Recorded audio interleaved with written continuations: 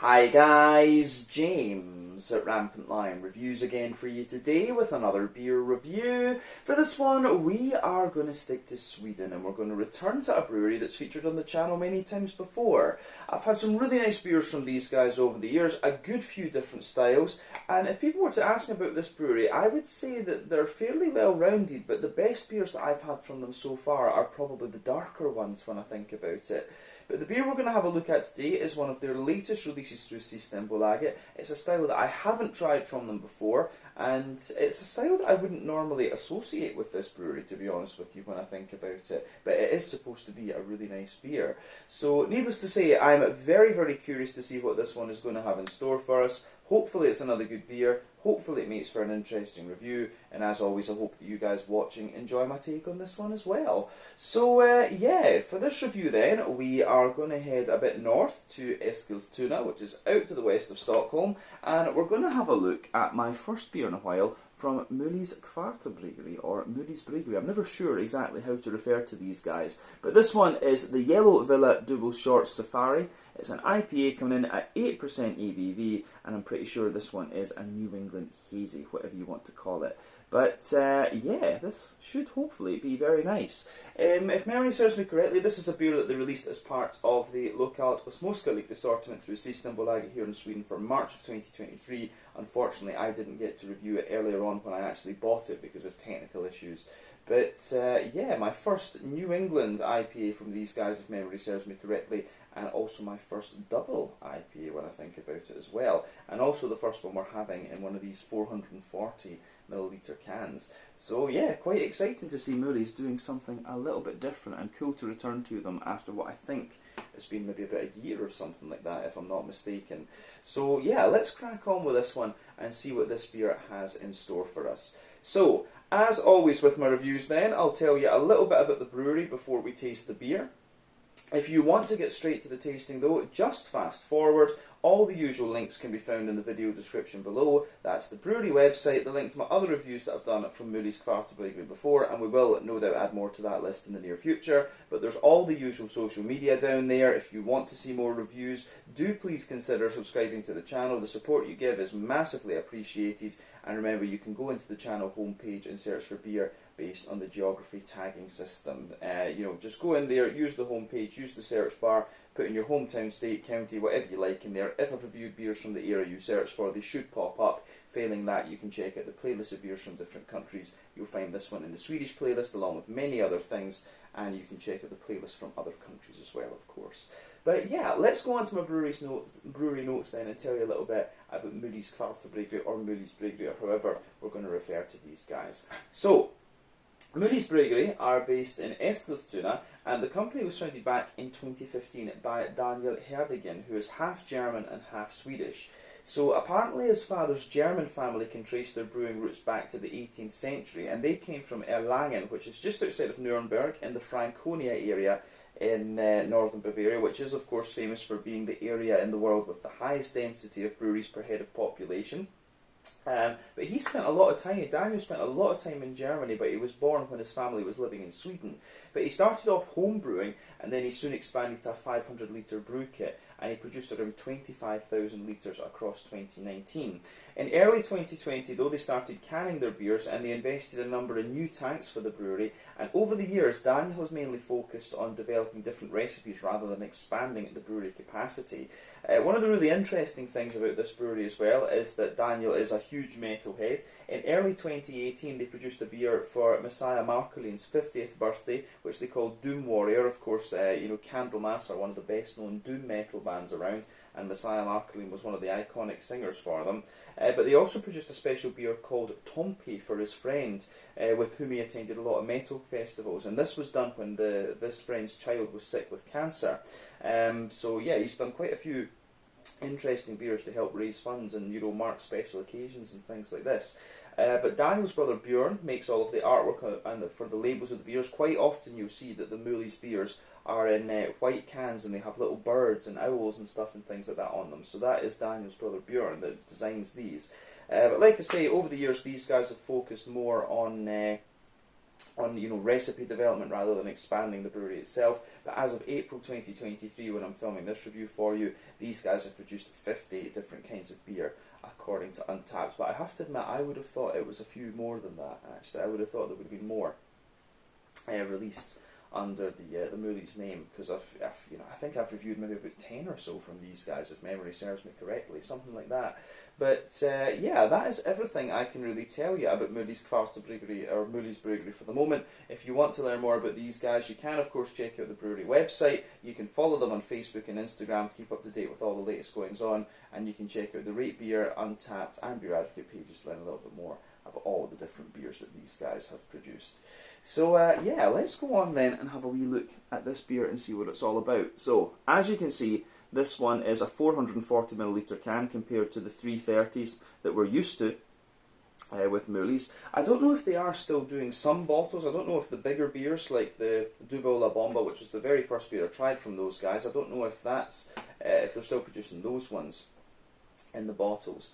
But yeah, the cans, the little 330ml cans, were the mainstays of the brewery up until I saw this beer. But yeah, you can see the artwork on this one is quite different. It looks a little bit kind of Motorhead style, you can see down here, because I know Daniel is a huge fan of Motorhead and heavy metal generally. So yeah, you can see this looks like a bird's head on the side here, a bird's skull. So yeah, the Möllys Double IPA, this one, the Yellow Villa Double Short Safari IPA on parole.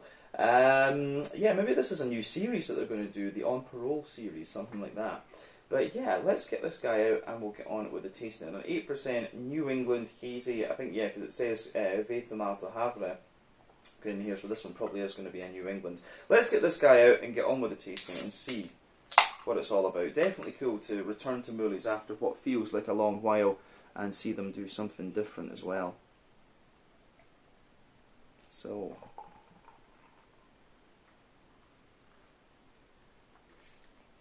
there we are. Let me just reposition this so that my OCD is happy for the video. But yeah, anyway, as you can see, this is poured quite nicely. So before the head disappears, we can see that this beer is poured with about a 3/4 finger of a frothy, I would say perfect white head. The bubbles in this one are kind of medium-sized. So yeah, kind of medium-sized bubbles, a little bit of more foamy bubbles toward the top of the head there. But overall, it does look pretty nice, this one. So yeah, in terms of the colour of this beer, it's kind of what you'd expect from an IPA as well. I'd say that this is a kind of deep, rich yellow, but it has got a very slight amber tint to it. So yeah, interesting. But yeah, remember, the colour of your beer depends on 1, the type of malts that you use. This goes a long way to determining your EBC rating. 2, length of your wort boil will play a role. The longer you boil the wort, the more the sugars caramelise, and thus you get a darker colour of beer. But any barrel aging that you do or adjuncts you put into the beer will also affect the colour of it as well.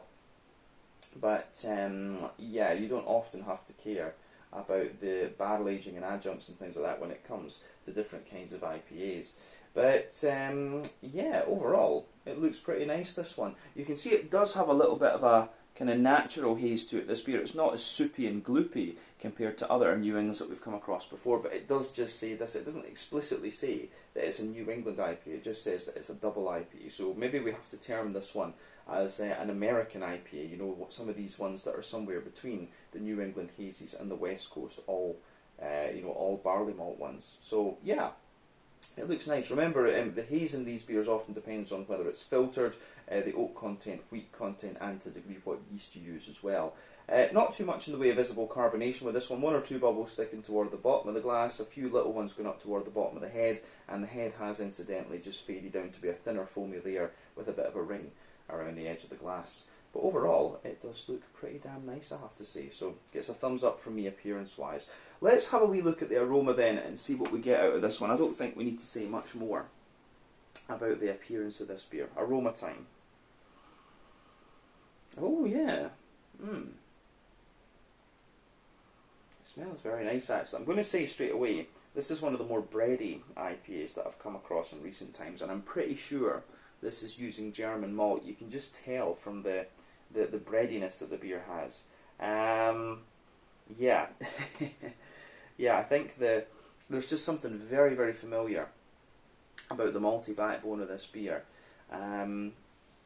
Yeah, it's very, when it comes to, if we're talking New England IPAs, I think there's 6 elements of flavour and aroma to consider. You've got the farmhousey yeasty side of things, you've got the farmhousey yeasty side of things, you've got the kind of more rye and grainy side of things. Those are a bit more prominent in American brewed New England IPAs, but then you've also got the barley malt bread, the wheaty bitiness, the oaty cream, and then the sweeter side of things. So when it's New England IPAs, you need to think about that. When it's West Coast IPAs, they tend to be either a little bit more oily, and caramelly, such as the Sierra Nevada Torpedo, or they can be more bready and biscuity, such as the Pliny the Elder from Russian River. These are the directions that IPAs can go. The American IPA as a style kind of covers a bit of everything. It can be in between both of these two categories that we've just talked about. And for me, this beer actually smells as if it is kind of somewhere in between, to be honest with you. I'm getting a little bit of the kind of bready, biscuity character you'd expect of a West Coast, but you're also getting a lot of some of the softness and kind of creaminess that you'd expect of a kind of New England IPA. There is an IPA kind of sub-style, if you like, in the US called the Colorado or the Mountain IPAs, which they tend to be somewhere in the middle in my experience. So yeah, this is quite an interesting one actually. But you've got the juicy fruitiness you expect, you've got a nice green component to it, and then yeah, you've got the kind of big bready malt base in there. Let's just try and break this down and describe it for you a wee bit more in depth. So, this one. Yeah, for me, it kind of, in a sense as well, it reminds me of some of the German brewed IPAs and paleos and stuff that I've drank from the newer generation of German craft breweries actually. It does have just the way the malty character is. But yeah, the backbone of this beer, you've got a lovely little bit of a kind of fresh white bready bread crust in there. There's a wee bit of a kind of Jacob's cream crackery note. These are quite common things that we often pick up in these beers. So yeah, the white bready bread crust, there's a little tiny bit of woodiness in there for me, and the cream cracker, like I said. On top of that, you've got the fluffier white bread.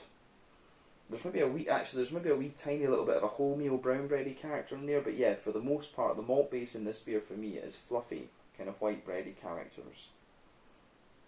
And I really do like how that pieces together. Yeah, the aroma in this one is pretty damn nice, I have to say.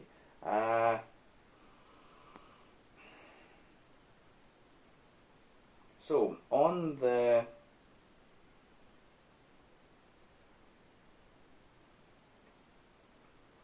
top of that, you can smell there's not too much in the way of sweetness to this beer.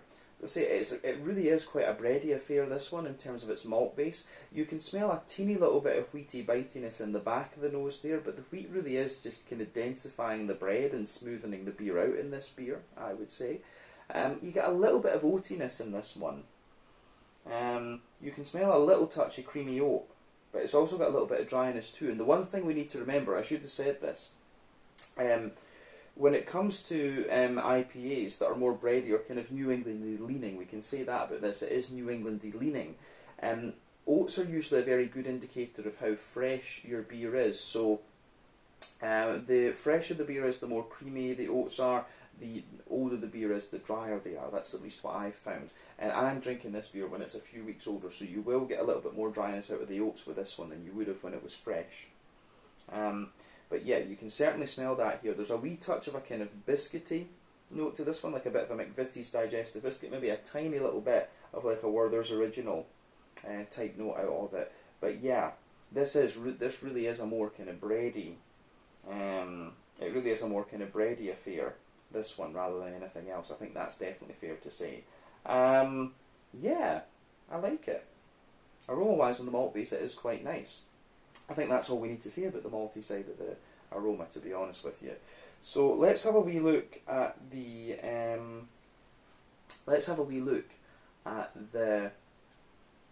hoppy side of things then. So for me, the green component in this beer is a little bit more New Englandy, to be honest with you. Now, when it comes to IPAs, you can hop them in 3 different ways. You can do early addition, late addition, and dry hopping. So early addition hopping usually takes place within the first hour of the wort boil. It gives you mainly bitterness. You've got more heat and a longer time, so the more chemicals come out of the hops. And in the aroma, that tends to dominate and give you a very deep dank kind of green component. Late addition hopping is within the last half hour of the wort boil. That gives you a little bit of bitterness, but mainly flavour and aroma, and it tends to translate in the aroma to a more kind of bright green component. And late addition hopping, of course, takes place after the wort boil is complete, and again, that's very bright. It gives you a very kind of bright green component rather than being deep and dank. But yeah, I mean, aroma-wise, this one for me smells as if it's relying more on late addition and dry hopping. There's a little bit of earthiness in there, but there's quite a bright floral character to this one, and it leans more toward the grassy side of things for me. I would definitely say that when it comes to the green component. Yeah. The fruity side of the beer is kind of interesting too. I'm trying to pick out what it is. It has a bit more of a kind of tropical type quality to it. So you've got a little bit of a kind of, you do have a little bit of a more passion. There's a little touch of passion fruity note to this one. Some soft, there's quite a bit of like soft mango in there. I'm getting quite a lot of apricot and a bit of pineapple out of this one, to be honest with you. But there is a little bit of mango and passion fruit in there. I'm wondering about this. I wonder if it could be like Idaho 7 that's in here. It's one of these softer tropical hops that's in this one. I wouldn't be surprised if there's something a little touch limey or orangey in there as well. There's something very familiar about the hops in this. I'd be very curious to know, but I think something along the lines of it could be Victoria's Secret, or Idaho 7 would be the other one that would come to mind, because it's quite soft in its fruity character. Galaxy is always a little bit more pungent, as is Citra. Although, if in fairness, if it is Citra, that would explain the limey character as well. So it could be Citra, just used as in late addition, to be honest. So Citra would be an option. But yeah, as I say, there's a bit of the passion fruity note in there, a good little bit of soft mango, but then yeah, apricots and a little bit of pineapple. Those are the notes that kind of dominate for me in this. Those are the notes that kind of dominate the aroma here for me. Other than that, as I say, there's a little touch of an orangey character, a little bit of a limey note. You know, maybe Motueka was coming into my head earlier on, but maybe a little bit of Mosaic as well. Maybe that would. There's just something about this slightly orangey character this beer has that tells me it's Mosaic, because there's a wee bit of earthiness too. But yeah, aroma-wise, it's a nice beer. This one, I have to say, I do like how everything goes together in this beer. So it gets a big thumbs up from me. Yeah. I like it. I definitely like this one. So, yeah, I think that covers everything we need to say about the aroma. Very, very bready IPA, this one. Bright grassy green component and very, very soft fruity characters as well, actually. I'm just curious to see how this is going to translate into the flavour, actually. So we'll get the rest of this guy out into the glass, and I think we're just going to go for it with this one. So yeah, just so I get the name right, this is the Yellow Villa Dubbel Shorts Safari IPA, 8% ABV from Möllys Kvarterbryggeri in Eskilstuna here in Sweden. My first beer from these guys in a good wee while. Let's get stuck in. Slange, skål, cheers.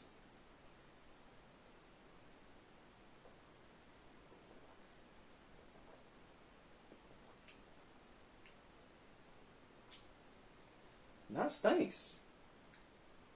That is nice. It's very, I would say for an 8% double IPA, it's dangerously drinkable, I would say that.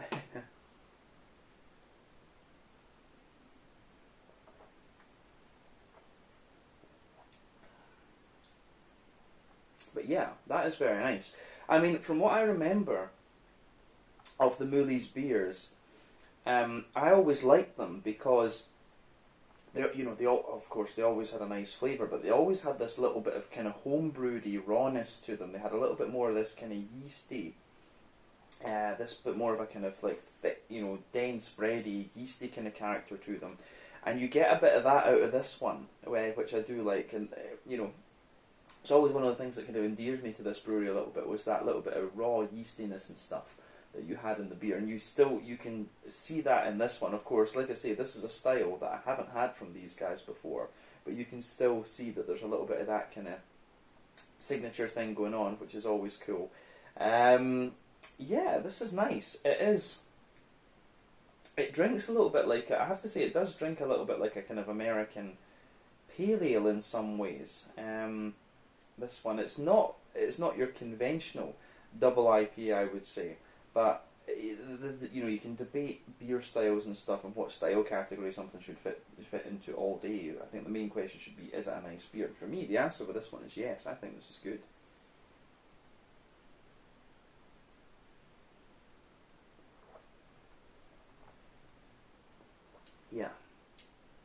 Yeah, I wouldn't hesitate to drink this one again. The first impression of it is it's a very smooth, bready, and juicy IPA. This one, the green component isn't too big either. I think it probably is fair to describe this one as like an American IPA rather than a New England or a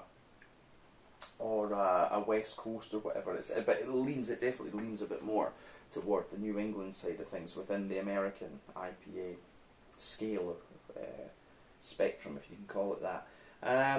Yeah, let's see what we can do with this beer. Then we'll break it down and describe it for you as we always do. So middle third of your palate, you've got a lovely little bit of that kind of fresh white bready bread crust there. That forms the backbone of the beer. The further into the aftertaste that you go with this one, it does get a little bit more kind of grainy and dry. So yeah, a lovely little bit of that fresh white bready bread crust in there. As you move further forward on that middle third of your palate, you get a little bit of a more, you get a little touch of woody character to it. And then above the bready notes, you get a wee bit of a more kind of crackery note as well.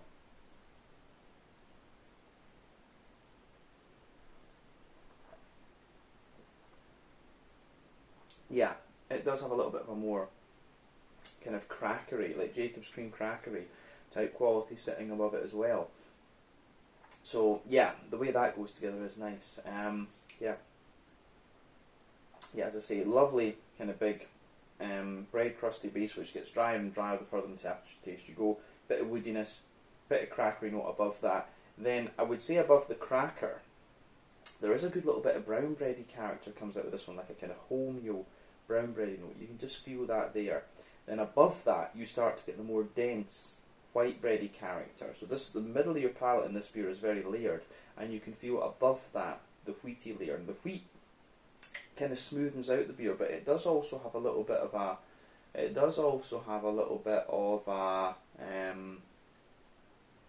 I would say, it does also have a little bit of a more kind of zippiness to it. There is a little bit of that going on with this one, and a wee bit of dryness too. And then down the kind of middle line of your palate, you've got a wee bit of, you do have a little bit more of a kind of oaty, creamy sort of thing. So you get that nice oaty, creamy note just going down the middle of your palate there. And then as you move out toward the edges of your palate, you can feel the oats just get that little bit drier actually. As I was kind of thinking it would be from the aroma, this beer doesn't have an overly sweet component to it. It really doesn't have too much of that. In the dead centre of your palate, there's a little circle there. Which gives you a wee bit of a, yeah, it gives you a little bit of a kind of Werther's Original butter candy butterscotchy kind of thing, and you would expect that when it's a double IPA. There is going to be a little bit of sweetness in there to kind of cover the alcohol. You would absolutely expect that from this beer. But then, yeah, as you move further out toward the edges of the palate, you've got a little bit of a more McVitie's digestive biscuity type sweetness.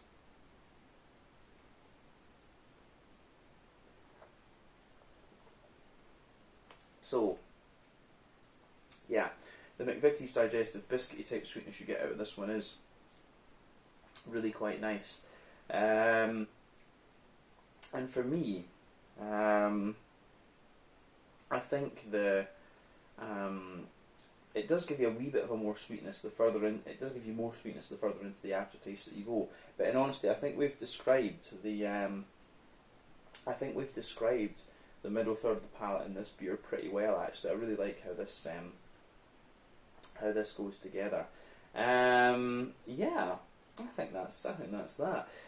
Back third of the palate then. So the border region between middle and back third of your palate, you get a nice little bit of a kind of bready build up in there. So yeah, a nice little bit of mix of white and brown bready build up. The layers on the back third of your palate are quite similar, but they're just different in their kind of spacing, if you like. So yeah, you get the more of the grainy bread crust on the back third of your palate. You can feel it is a little bit drier, of course, as I've always said. Drier and more grainy flavours come out, and more bitter flavours, sorry, come out further back on the palate. Sweeter flavours tend to come out further forward. So yeah, you've got the bread crust, which feels a little bit more grainy and dry. You've got a bit of Jacob's cream cracker in there, which is a bit drier too. Then you have a kind of more airy wholemeal brown bready sort of thing, a fluffier white bready layer above that. And those two layers, of course, are a little bit taller and more airy, I should say. And above the white bready note, you've got more of a kind of wheaty, bitey type character coming out of this one.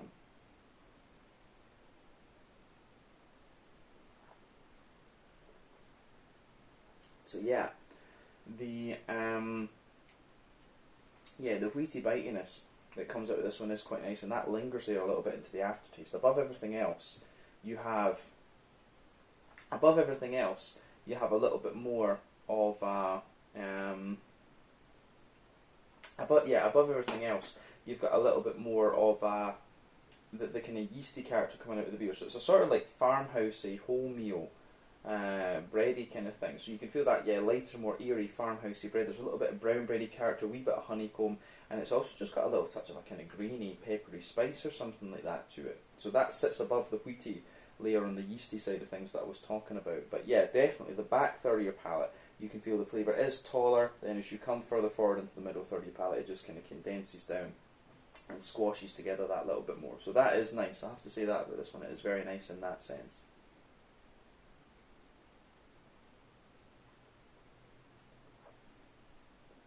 So, so for me, the hoppy side of things in this beer is quite interesting, because on the back corners of the palate, you do get a little bit of earthiness in here, and that kind of builds a good bridge between the more kind of grainy and yeasty side of this beer. Now, I do suspect, just from going through this one, I do suspect there's a bit of mosaic in this beer, and that would explain the earthiness and the hoppy side of things. But as you move further forward, it gives you a little bit more of a kind of herbal character, and as you push toward the kind of front corners of the palate, it gives you a little bit more floral note, and then round the front curve of the tongue, it's a wee bit lighter and more kind of grassy actually. So yeah, I like that. The green component is a little bit more oily and wet than I thought it was going to be from the aroma. Yeah. On the front third of your palate then, and the fruity side of things, I would say that this beer, yeah, it's interesting in that sense. On the border reach between front and middle third of your palate, you get a little bit of bready build up in there, mix of white bread and brown bread, of course, and the base of that front third of your palate, you've still got the grainy bread crust in there. Yeah, you've got the grainy bread crust in there. You've got a bit of the kind of brown bready character, the smooth white bread as well. Then you get that nice oily bubble where the juicy fruity esters just roll their way out of the beer. So yeah.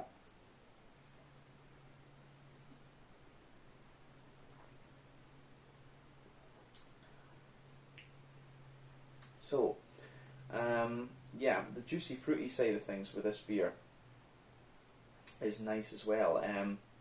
I did have in my head, I did wonder if there's going to be a bit of Mandarina Bavaria in this one, because I do get something about the green component in this beer that is just a little bit noble, and the earthiness and the orangey character you get out of this one, it could be a little bit of that. Actually, I'd be very curious to know what the hops in this beer are actually. But still, on the fruity side of things then, at the back of that front third of your palate, you feel there is a little tiny touch of a stronger, more pungent grapefruit, or it has a little bit of that zesty kind of grapefruity character to it. But as you move further forward, it gives you a wee bit of a more. You do get a little bit more of a. Yeah, you get the stronger grapefruity notes in there. You have a little bit of a kind of more passion fruity note, and then an oily mango. But in the dead centre of your palate, you do get some of those kind of apricot-y and pineapple-y notes that I was. You do get a little bit of those apricot-y and kind of pineapple-y notes that I was talking about. So yeah, that's kind of interesting. But when you move into the front half of the front third of your palate, for me, it's actually got quite a limey base to it. It does have quite a little bit of a limey base to it, this one. And I would not be surprised if it's Motueka in this one.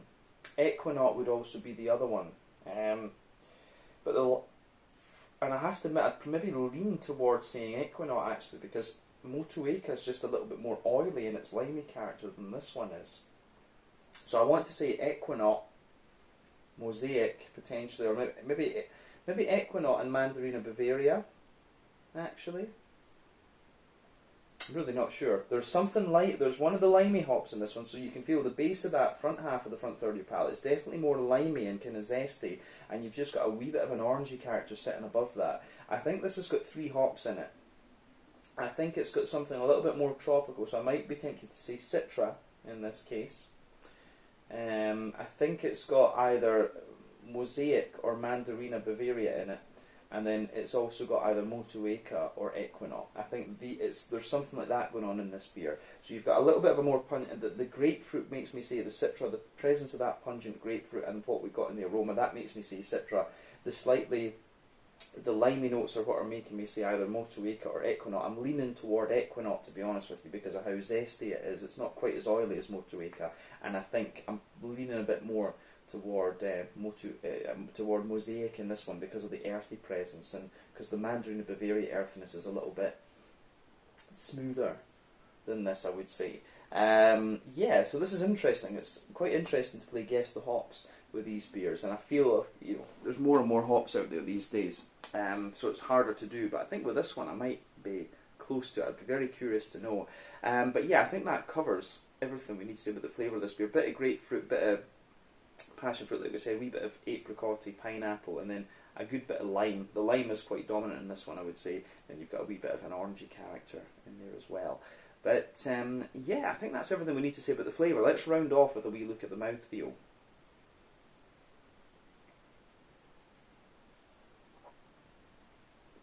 So, on the in terms of the mouthfeel, this beer for me, it's pushing the top end of mid-bodied. The carbonation is very smooth in this one. It's got a bit of oiliness and a bit of slickness to it, definitely. A bit of oiliness and a bit of slickness to it, definitely. But then you also have, you've also got a little bit of a more kind of, yeah, I'd say it's more of an oily beer, this one actually, but it has a wee bit of dryness into the aftertaste. In terms of IBUs, I think this one is maybe about 40 or 50 IBUs. It gives you a little bit of bitterness the further into the aftertaste you go. In the malt base, you've got a little bit of graininess and dryness in there, a wee bit of smoothness, also a little touch of sweetness.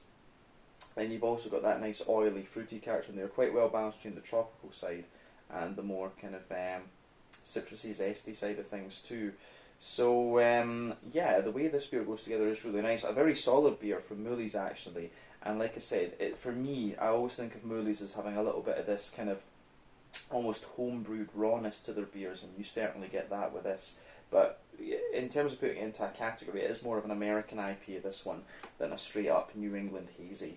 But yeah, still a really nice beer, and I have enjoyed reviewing this one, and I'll need to keep an eye on what these guys release over the next wee while. But yeah, let's leave it at that for this one. This was the Yellow Villa Double Short Safari IPA, 8% ABV. A really interesting beer once again from Möllys Kvarterbryggeri, or Möllys Brewery, whatever we're going to call them, in Eskilstuna out to the west of Stockholm here in Sweden. So yeah, once again, thank you for watching my beer reviews. Until the next time, please like, subscribe, share, all the usual YouTube stuff. Let me know your own thoughts on this beer in the comment section below. Let me know what your favourite beers are from Möllys as well. And like I say, we will return to these guys again at some point fairly soon. But until the next time, Slange at School. Cheers. Check out my social media, check out theirs, and I'll see you guys in the next review. Ciao just now.